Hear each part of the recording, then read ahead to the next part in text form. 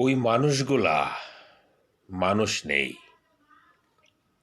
এক একটি নির্মম আগ্নেয়াস্ত্র, এক একটি জীবন্ত বুলেট।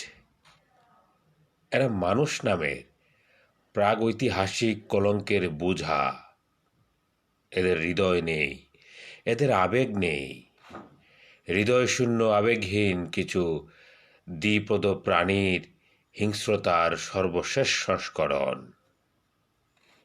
পৃথিবীর মানুষেরা কখনো প্রত্যক্ষ করেনি এমন পৈশাচিক আক্রমণ, এমন অসম যুদ্ধ, এমন একটি ভয়াবহ বিপর্যয়।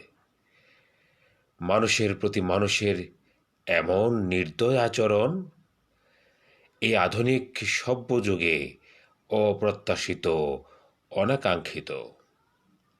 ঘৃণার আখড়ে লেখা হলো এক ইতিহাস। 1971।